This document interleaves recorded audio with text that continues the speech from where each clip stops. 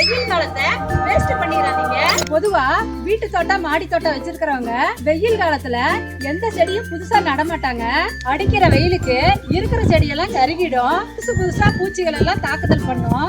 அதனால வெயில் காலத்துல நிறைய பேரு தோட்ட பக்கம் போறதையே கம்மி பண்ணிடுவாங்க. ஆனா இந்த கோடை காலத்துல அடிக்கிற வெயில ஏன் வேஸ்ட் பண்ணணும் அப்படின்னு வித்தியாசமா யோசிச்சு அடிக்கிற வெயில வச்சு உரங்கள் தயாரிக்கிறது எப்படின்னு இந்த வீடியோல சொல்ல போறோம். சித்திரை மாசத்து உழவு பத்திர மாசத்து தங்கமாங்க. இதோட அர்த்தம் என்னன்னு பாத்தீங்கன்னா, சித்திரை மாசத்துல நிலத்தை உழுது போட்டா ஆடி மாசத்துல பயிர் பண்ண கரெக்டா இருக்குங்க. வீட்டு தோட்டம் மாடி தோட்டம் வச்சிருக்கிறவங்க அடிக்கிற வெயில வேஸ்ட் பண்ணிடாதீங்க. இந்த வெயில பயனுள்ள வகையில எப்படி பயன்படுத்துறதுன்னு இந்த வீடியோல பார்க்கலாம் வாங்க. Hot your cages. இது not just a YouTube channel. இது ஒரு ஃபேமிலியா டெக்னாலஜி, கார்டனிங், vlogs, குக்கிங், DIY-னு 5 தலைப்பின் கீழ வீடியோஸ் போடுவோம். சப்ஸ்கிரைப் பண்ணி சப்போர்ட் பண்ணுங்க. செடி வளர்த்துறதே கஷ்டமா தான் இருக்கும். அதுவும் மாடி தோட்டத்துல செடிகள் வளர்க்கறது ரொம்பவும் சவாலா தாங்க இருக்கும். மண்ணில் வளரக்கூடிய செடிகள் தானா வளரும். ஆனா மாடி தோட்டத்துல நாம தான் நிறைய உரங்கள் கொடுக்கணுங்க. செடிகள் வளர்க்கறதுல இருக்கக்கூடிய சவாலி உரங்களை அதிகமா காசு போட்டு வாங்குறது தாங்க. அந்த மாதிரி காசு போட்டு உரங்கள் வாங்காம எங்க வீட்டுல நாங்க எப்படி உரங்களை உற்பத்தி பண்றோம் அப்படிங்கறத தான் இந்த வீடியோல சொல்ல போறோம். என்னடா கடை போட்டு வச்சிருக்கேன்னு பாக்குறீங்களா? இது எல்லாமே வெயில்ல வச்சுதாங்க நம்ம பயன்படுத்த முடியும். இது என்னன்னு பாத்தீங்கன்னா, கிச்சன்ல கிடைக்கக்கூடிய காய்கறி கழுவு, சாமிக்கு வைக்கிற பூ எல்லாமே இருக்குங்க இதுல. இதே மாதிரி பழத்தோல்கள் இருந்தாலும் இதுல சேர்த்துக்கலாங்க. வாழைப்பழத்தோலை நல்லா வெயில்ல காய வச்சு எடுத்து அதை மிக்சியில போட்டு பொடி பண்ணி வச்சிட்டோம்னா மழை காலத்துல நம்ம பயன்படுத்திக்கலாங்க. இது நம்ம மாடி தோட்டத்தை கூட்டி எடுக்கிறோம்ல, அதோட காய்ந்த இலைங்க. எல்லாருமே காய்கறி உரக்கூடிய வச்சிருக்க வேண்டியது அவசியங்கிறது என்னோட கருத்துங்க. வெளிநாட்டிலாம் கம்போஸ்ட் பின்னுன்னு சொல்லி வீட்டுக்கு பின்னால இந்த காய்கறி உரக்கூடையே வச்சிருப்பாங்கங்க. இது எங்க வீட்டுல இருக்கக்கூடிய காய்கறி உரக்கூடங்க. இது ஓபன் பண்ணி காட்டுறேன் பாருங்க எப்படி இருக்கு எங்களோட காய்கறி உரக்கூடை. நம்ம வீட்டில் இருக்கக்கூடிய மக்கர குப்பைங்க இப்படி உரமா மாறி இருக்கு பாருங்களேன். இதுதாங்க கருப்பு தங்கம். என்னை பொறுத்தவரை எல்லா உரத்தை விட இதுதாங்க நம்பர் 1 உரம். காரணம் என்ன அப்படின்னா, பல காய்கறிகள், பூக்கள், பழங்கள் இருக்கிறதுனால இதுல எல்லா சத்துமே இருக்குங்க. இப்போதைக்கு நான் கொஞ்சமா செஞ்சு காட்டுறேன். காய்கறி கழிவுகளை கொஞ்சமா இப்படி எடுத்து போட்டுக்கலாம். இந்த மாதிரி காய்கறி கழிவுகளை எடுத்துட்டு இதோட மண்ணோ அல்லது ஏற்கனவே தயாரிச்ச உரமோ சேர்த்துக்கணுங்க. இப்போ ஏற்கனவே தயாரிச்ச உரத்தை கொஞ்சம் கையில் எடுத்துக்கிறேன். இப்போ இதில் போட்டு நல்லா இப்படி கலந்து விட்டுக்கணுங்க. இப்படி கலந்துட்டு தான் காய்கறி உரக்கூடையில் போடணுங்க. முதல்ல இந்த சைடு கம்மியாக வர போட்டுக்குவோம். இது கொஞ்சம் கொட்டினதும் அப்படியே தலைகீழ மாற்றி போட்டுக்குவோம். இது ஏன் மண்ணோ உரமாக கலந்து வைக்கணும் அப்படின்னா, அந்த கழிவுகளை சாப்பிட்ற நுண்ணுயிரிகள் அந்த மண்ணுலையோ அல்லது உரத்துலையோ இருக்குங்க. புளிச்ச மோரை மட்டும் அப்பப்போ இதில் தெளிச்சு விடுவோங்க. அதில் இருக்கக்கூடிய நுண்ணுயிரிகள் இந்த குப்பையை சாப்பிட்டு அதை மக்க வச்சுருங்க. வாரம் ஒரு முறை தண்ணி மட்டும் தெளித்து விடணுங்க. தண்ணி தெளித்து விட்டுட்டு ஒரு கிளறி விட்டுருவோங்க. அப்போ இந்த நுண்ணுயிரிகளுக்கு ஆக்சிஜன் போயிருங்க. காய்கறி உரத்தை எளிமையான முறையிலையும் சரியான முறையிலையும் எப்படி தயாரிக்கிறதுங்கிறத ஏற்கனவே ஒரு வீடியோவை நம்ம யூடியூப் சேனலில் போட்டிருக்கோம். செக் பண்ணி பார்த்துக்கோங்க. அதுவே உங்கள் வீட்டு பக்கத்தில் சாணம் கிடைச்சிது அப்படின்னா 3 வகையான உரம் சாணத்தை வச்சு தயாரிக்கலாங்க. இது பச்சை சாணங்க. இதை நேரடியாக செடிக்கு போடக்கூடாது, போட்டால் செடி கருகிரும். இந்த பச்சை சாணத்தை விரைவாக மக்க வைக்கிறது எப்படின்னு நான் ஒரு வழி சொல்கிறேன். ஒரு பக்கெட்டில் 3/4 பங்கு பச்சை சாணத்தை எடுத்துக்கோங்க. இந்த பக்கெட் நிறையிற அளவுக்கு தண்ணி ஊற்றிக்கோங்க. 1 நாள் அல்லது 2 நாள் ஊற வச்சுக்கலாங்க. அப்படி ஊற வைக்கும்போது அதில் இருக்கக்கூடிய மீத்தன் கேஸ் வெளியே போயிடும். பூச்சிகள் இருந்தாலும் இறந்துடுங்க. அந்த சாணத்தை ஊற வச்ச தண்ணியும் வேஸ்ட் பண்ணிடாதீங்க. 10 பங்கு தண்ணியில் 1 பங்கு இந்த சாணியை ஊற வச்ச தண்ணியை ஊற்றி செடிகளுக்கு உரமாக கொடுத்துடலாங்க.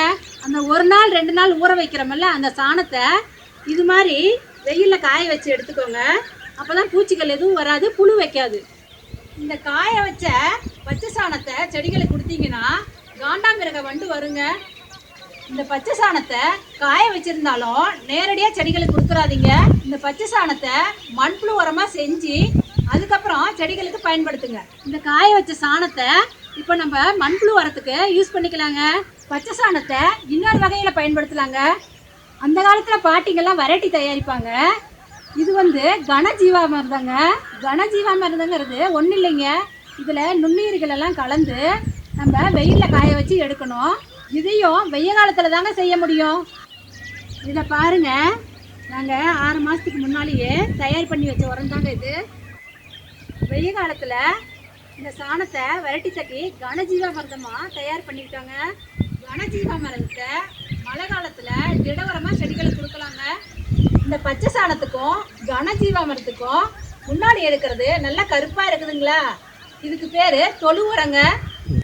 இந்த பச்சை சாணத்தை விட இந்த விரட்டியை விட தொழு உரத்தில் தாங்க சத்துக்கள் ஜாஸ்தியாக இருக்கும். தொழு உரங்கிறது ஒன்றுமே இல்லைங்க, மாட்டு சாணத்தோட மாட்டு கோமியம் எல்லாமே கலந்து ஒரு இடத்துல கொட்டி வச்சுருப்பாங்க. அது நாளடைவில் மக்கி சாணம் தான் இந்த மாதிரி பவுடர் மாதிரி ஆயிருக்குங்க. இது நான் சலிச்சு எடுத்து வச்சுருக்கேன். இந்த தொழு உரத்தை நேரடியாக செடிகளுக்கு உரமாக கொடுக்கலாங்க. உரத்தில் நம்பர் 1 உரம் காய்கறி உரங்க, நம்பர் 3 மண்புழு உரங்க, நம்பர் 2 இந்த தொழு உரங்க. பாருங்க எப்படி இருக்குது. இந்த உரத்தை எல்லாம் எப்படி வருஷப்படுத்தியிருக்கேன் அப்படின்னா, இதில் இருக்கக்கூடிய சத்துக்களை வச்சு நானே வருஷப்படுத்தியிருக்கேங்க. மாடியில் நாங்கள் தயார் பண்ணுற எங்கள் மண்புழு உரக்கொடையை காட்டுறேன் பாருங்க எப்படி இருக்குன்னு. உரங்கள்லையே இது நம்பர் 3 உரங்க.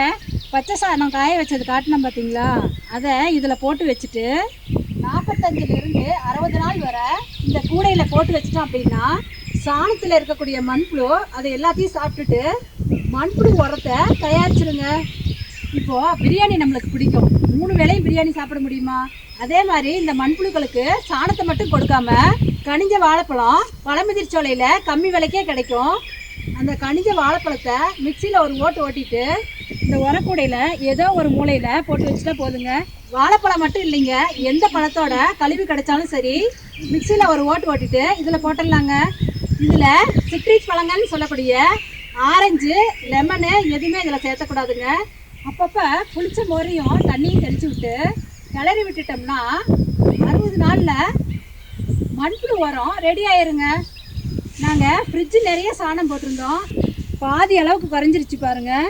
மண்புழுக்கள் ஃபுல்லாகவே சாப்பிட்ருக்குங்க. இந்த 60 நாள் கழித்து இதில் இருக்கக்கூடிய மண்புழு உரத்தை வெளியே எடுத்துட்டு பச்சை சாணம் காய வச்சோம்ல அதை இதில் சேர்த்துடலாங்க.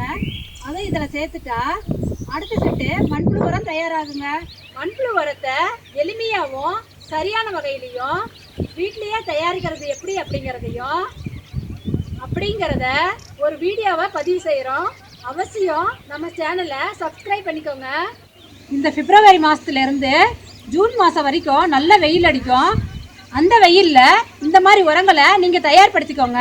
வெயில் காலத்தில் செடி முளைக்கலைன்னா என்னங்க, நான் சொன்ன உரங்கள் எல்லாத்தையும் வெயில் காலத்தில் ரெடி பண்ணி வச்சிட்டிங்கன்னா ஆடி மாதத்துலேருந்து அடுத்த வருஷம் பிப்ரவரி வரைக்கும் இந்த உரங்களை பயன்படுத்தி செடிகளை நீங்கள் வளர்த்திக்கலாங்க.